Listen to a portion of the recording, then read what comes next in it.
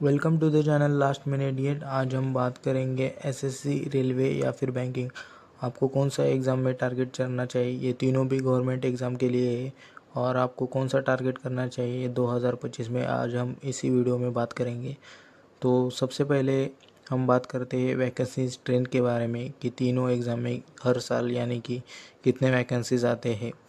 तो सबसे पहले हम बात करते हैं एसएससी की। तो मेनली एग्ज़ाम एसएससी के बहुत से होते हैं, लेकिन जो मेनली एग्ज़ाम कंडक्ट करते हैं जैसे कि सीजीएल, सीएचएसएल, सीपीओ, एमटीएस और भी बहुत सारे एग्ज़ाम होते हैं एसएससी के। लेकिन ये जो एग्ज़ाम्स है मेनली एग्ज़ाम्स हर साल कंडक्ट किए जाते।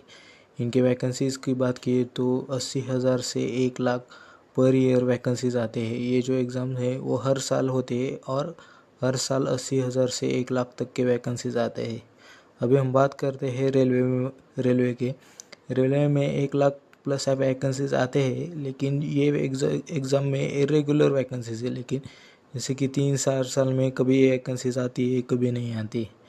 और तीसरा जो है हमारा बैंकिंग, आईबीपीएस, एसबीआई और आरबीआई, इन तीन एग्ज़ाम्स की होती है।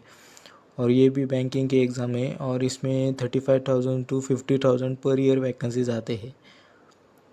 तो अभी हम बात करते हैं हम मेजर एग्ज़ाम्स में, जैसे कि एसएससी, रेलवे और बैंकिंग में कौन से एग्ज़ाम्स होते हैं। तो एसएससी में सीजीएल होता है, सीएचएसएल होता है, MTS, CPO, steno, SSC GD, SSC junior engineer और सिलेक्शन पोस्ट, ये जो है एसएससी के होते हैं। और रेल में भी एग्ज़ाम होते हैं जैसे कि एनटीपीसी, ग्रुप डी की exam, ALP, railway junior engineer, RPF, ministerial और पैरामेडिकल, ये जो होते हैं एग्ज़ाम रेलवे के होते हैं।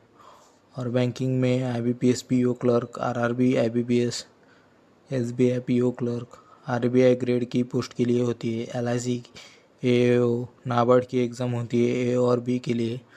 तो अभी हम बात करते हैं एग्ज़ाम प्रोसेस और ड्यूरेशन के बारे में। तो एग्ज़ाम प्रोसेस और ड्यूरेशन में एसएससी में आपको 1 से 2 साल लगते हैं नोटिफिकेशन से सिलेक्शन तक जाने के लिए। आपको 1 से 2 साल लगते हैं। रेलवे में 2 से 3 साल लगते हैं नोटिफिकेशन से सिलेक्शन तक जाने के लिए।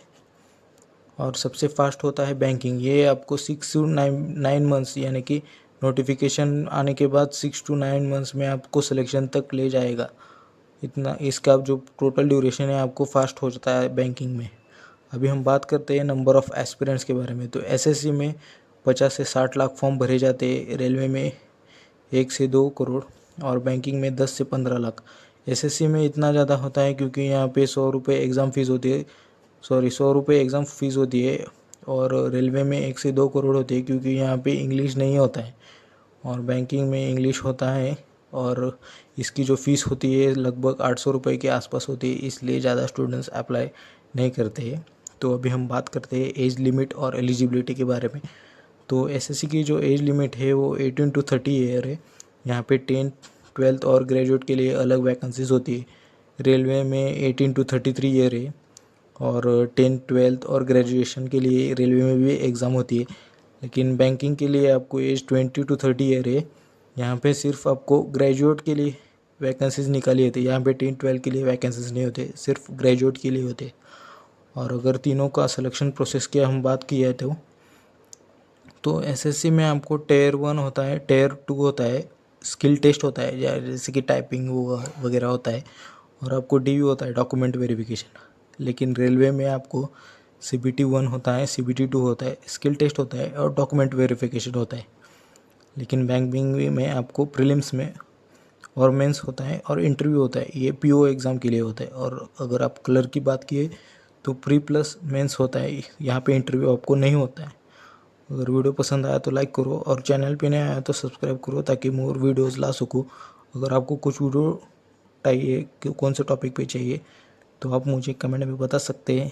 तो मिलते हैं नेक्स्ट वीडियो में। Till then keep practising and stay confident.